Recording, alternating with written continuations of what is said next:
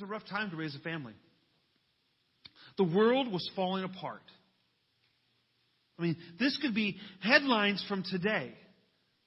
This world is not a friendly place to families anymore. We've been blessed to be in this country, and a country that was really founded on family values, but we've seen that degrade. And I really don't want to get into why. I can give you many reasons why that's happened. What I want to say is that this time that we're living in now is similar to what the time when Noah and his family were alive. It was an age of corruption and violence. An age when things were not good. Genesis 6:11 says, "Now the earth was corrupt in God's sight, and the earth was filled with violence." You turn on the TV today, that's what you see. You see violence. Some of the most, I say gross, it's kind of funny I use that term. The grossest selling, which means the highest money that you make on video games, are most of the violent games. And I'll admit to you, I played some of them. The difference is I'm an adult. And I have a little bit of understanding of what is real and what isn't real. The problem is kids today are being exposed at a younger and younger age to violence. Whether it is on commercials or movies or TV shows. And we're not even going to talk about the sexual things that happen and how children are being exposed at a younger and younger age to the point where they're saying that young girls are going through puberty earlier and earlier. That the environment is causing these things to happen. And I can imagine that similar things were happening back in Noah's time. It was an age of wickedness and evil thinking. Genesis 6:5 says, "Wickedness of man was great. Every intention of his thoughts, of his heart, was only evil continually." Man was continually thinking of more and more evil things to do. Have you been paying attention to any of the things that are going on?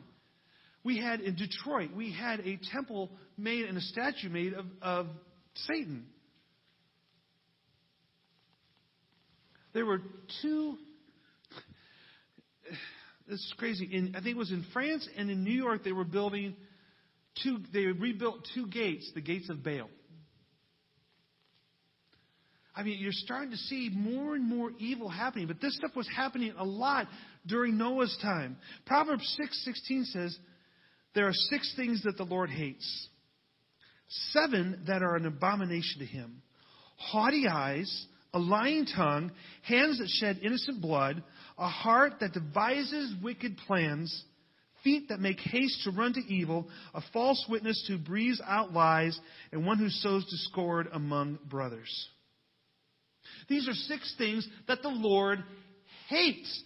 We don't allow our kids to say the word hate. We don't.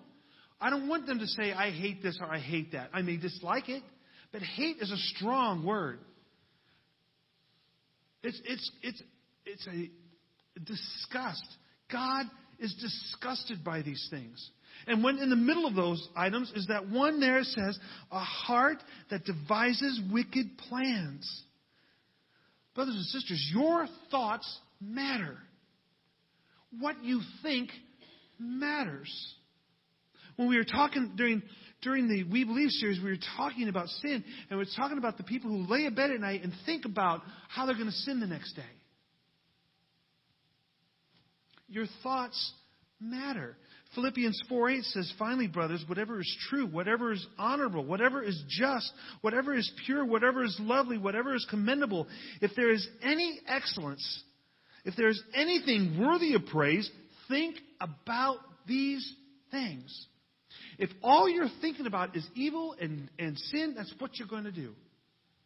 If what you're thinking about is honorable and beautiful and in God, those are the things you will do. As a man thinks, so he is.